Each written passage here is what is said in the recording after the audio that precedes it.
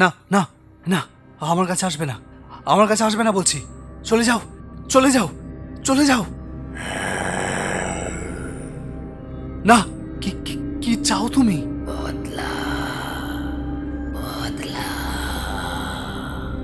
না না না না। কবে যে এই স্বপ্ন যন্ত্রণা থেকে মুক্তি পাবো তা কে জানে।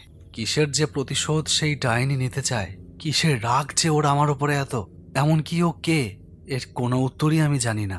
শুধু এইটুকু জানি, সে ভয়ঙ্কর, ভীষণ ভয়ঙ্কর। হ্যালো, তুমি কি অফিসে? হ্যাঁ, এই তো লাঞ্চ করছিলাম। বলো। তুমি কালই একবার চলে এসো না, এখানে খুব গন্ডগোল হচ্ছে। এই কদিন আগেই তো ছুটি নিলাম, বলে দেখি। ছুটি পেলে যাচ্ছি। অফিস শেষ করে রাত্রি 9:30টার ট্রেনে চেপে বসলাম। মৃত্যু, মৃত্যু নাচছে কপালে। নাচে জন্ম, নাচে মৃত্যু।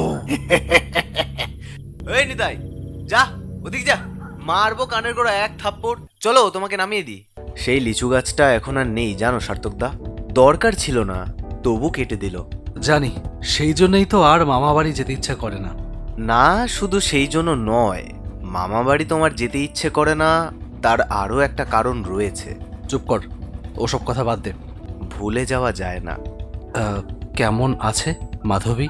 আমাকে আবার একটা বন্ধুর বাড়ি যেতে হবে এই পাশেই। তুমি এইটুকু হেঁটে চলে যাও, গিয়ে কিন্তু জমিয়ে 16 গুটি খেলবো। কত বছর খেলি না, মনে আছে? তুই তো দেখছি সেই ছেলে মানুষই আছিস।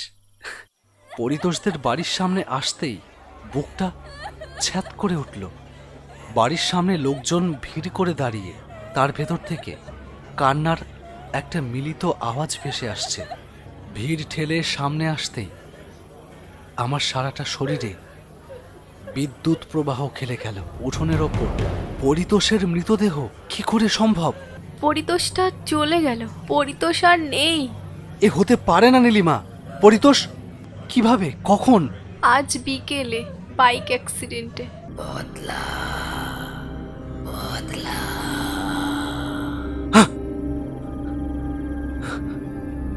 আবার আবার সেই স্বপ্ন। তাহেরপুরে এসে প্রথম সকালটাই মন খারাপ দিয়ে শুরু হলো। আমার মামার বাড়ি আর আমার স্ত্রী নীলিমার বাপের বাড়ি দুটোই এই তাহেরপুরে। কাজেই অনেক ছোটবেলা থেকেই এই তাহেরপুরে আমার আনাগোনা। সেই ছোটবেলা থেকেই এই তাহেরপুরে আমার ছায়ার সঙ্গে ছিল পরিতোষ। কত সুখ দুঃখ মেশানো হাসি কান্নার স্মৃতি জড়িয়ে আছে এই তাহেরপুরে।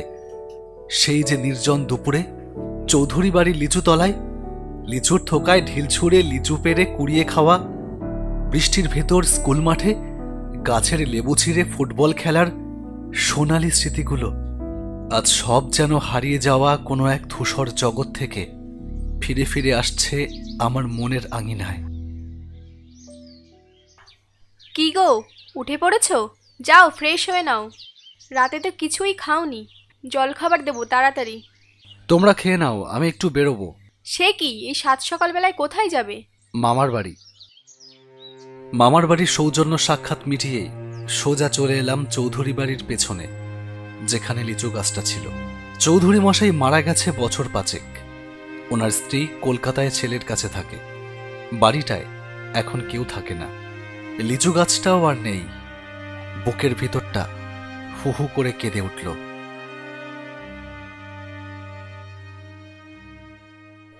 এই তাহেরপুরের যেদিকেই তাকাই, আমার একটা জীবন যেন কতকাল চাপা পড়ে আছে ঝরে পড়া শুকনো পাতাদের স্তূপের নিচে। যদি মাটি হাতড়ালেই সেই পুরনো জীবনটাকে খুঁজে পেতাম, এক লাফে চলে যেতাম তার কাছে। বুকে জড়িয়ে ধরে বলতাম, আমার আর কিচ্ছু চাই না। অর্থ, মান, যশ, প্রতিষ্ঠা কিচ্ছু চাই না। আমার শুধু তোমাকে চাই। আমার অতীত পরিতোষ ফিরে আসুক। একবারই তোমাকে সাইকেলে চাপিয়েছিলাম। তোমার এলোমেলো খোলা চুলের গন্ধ আমি আজও ভুলতে পারি না। মাধবী, অতীতের কাছেই যদি তোমাকে ফিরে পেতাম, তাহলে সারাটা জীবন আমি শুধু অতীতটুকু নিয়েই বেঁচে থাকতে পারতাম মাধবী।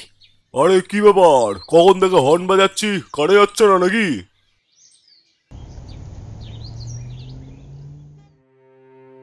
দুপুরে পরিতোষদের বাড়িতে নানান কাজে সঙ্গ দিতে হলো। বিকেলে ছোটবেলার সেই প্রাইমারি স্কুলের মাঠে অনেকক্ষণ সময় কাটালাম। সন্ধ্যা নাগাদ বাড়ি ফিরে এলাম। রাতে খাওয়া দাওয়া সেরে একটু ছাদে এসে দাঁড়ালাম। নীলিমা আসতে চেয়েছিল, ধমক দিয়ে থামিয়েছি। ছাদের কার্নিশের কাছে এসে দাঁড়ালাম। আজ সন্ধ্যা থেকেই ঠান্ডাটা একটু বেশিই পড়েছে। কয়েক মুহূর্ত পরেই হঠাৎ লক্ষ্য করলাম ঠান্ডাটা যেন হঠাৎ কয়েক গুণ বেড়ে গেল। হঠাৎ সারাটা শরীর ঠকঠক করে কেঁপে উঠল। এরই মধ্যে পেছনে শুনতে পেলাম সেই হুঙ্কার, যা এতদিন স্বপ্নে শুনেছি। ভয়ে আমার শরীর কাঠ হয়ে গেল। কোনো ক্রমে পেছনে ঘুরতেই যা দেখলাম, তার অনুভূতি ভাষায় প্রকাশ করা যায় না। এতদিন স্বপ্নে যে ডাইনিটাকে দেখেছি, সে বাস্তবেই এসে দাঁড়িয়েছে আমার একেবারে সামনে। তার বীভৎস হাত দুটো তুলে সে এগিয়ে আসছে আমার দিকে। আমি কি করব? আমার পালাবার কোনো পথ নেই। সেই বীভৎস নারকীয় প্রেতাত্মার কাছে হাত জোর করে মিনতি করলাম, আমাকে ছেড়ে দাও, আমাকে ছেড়ে দাও, আমাকে ছেড়ে দাও। আমার করুণ আর্তনাদ ঢেকে গেল তার হুঙ্কারে। ভাবলাম বাঁচতে গেলে আমাকে ছাদ থেকে লাফিয়ে পড়তে হবে, তবুও যদি প্রাণটা বাঁচবার সম্ভাবনা থাকে। কিন্তু এই প্রেতাত্মার নাগালে একবার চলে এলে বাঁচবার কোনো সম্ভাবনা নেই। এদিকে সেই প্রেত শরীর ক্রমশই এগিয়ে আসছে। মনে মনে ইষ্ট দেবতার নাম স্মরণ করে দিলাম ছাদের ওপর থেকে লাফ। নিচে পড়তে পড়তে যেটা টের পেলাম, তাতে আমি বিস্ময়ে হতবাক হয়ে গেলাম।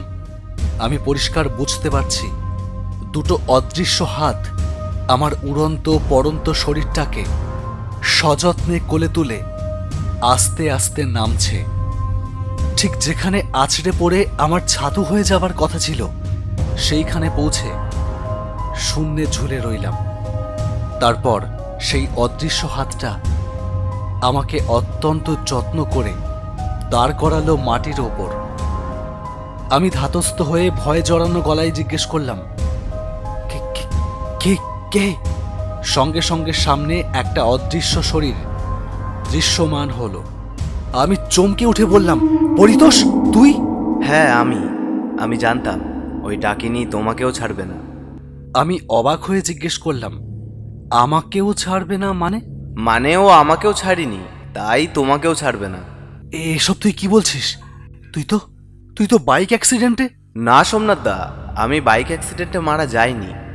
যদিও সেটা বাইক অ্যাক্সিডেন্টই ছিল, কিন্তু আসল কারণটা ছিল অন্য। তার মানে? বুঝলে না তো? তাহলে তোমাকে গোড়া থেকেই বলি, শোনো।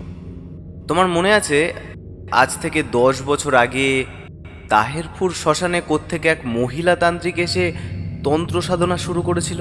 হ্যাঁ, মনে থাকবে না আবার? বশীকরণ করে এলাকার ছোট ছোট ছেলে মেয়েদের শ্মশানে টেনে এনে তাদের মেরে তাদের রক্ত, হাড়, মৃতদেহ এই সব কিছু নিয়ে সাধনা করত সেই পিশাচ। সেই জন্যই তো আমরা ওকে। হ্যাঁ, আর কেউ সাহস পায়নি বলেই আমরা দুজনে এক গভীর রাতে সেই নরখাদক পিশাচকে মেরে পুঁতে দিয়েছিলাম শ্মশানের পেছনের জঙ্গলে। মরার ঠিক আগের মুহূর্তে সে বলেছিল, তোরা বাঁচবি না, দুজনের কেউ বাঁচবি না। মৃত্যুর পরেও আমি ফিরে আসব। আমার ডাকিনী শক্তি আমার প্রতিশোধ নেবে।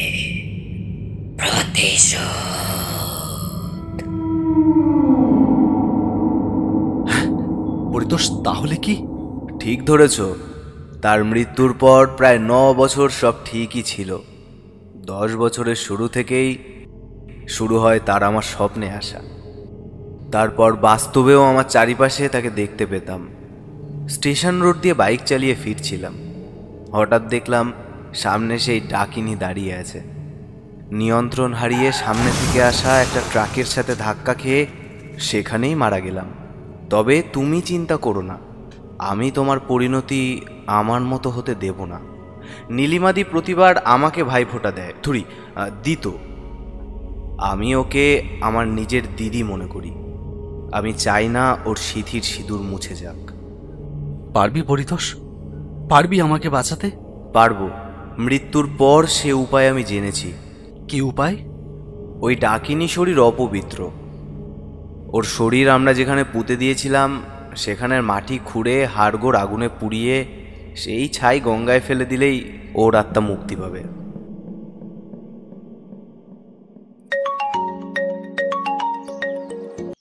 হ্যালো, হ্যাঁ স্যার বলুন। হ্যাঁ হ্যাঁ, আপনার প্রজেক্টটা অলমোস্ট রেডি হয়ে গেছে। আপনি আগামীকালকেই ডেলিভারি পেয়ে যাবেন। Thank you sir, thank you very much. সেই ঘটনার পর প্রায় 1 মাস কেটে গেছে। এখন প্রতিটা রাত নাক ডেকে ঘুমোই, বিনা উপদ্রবে।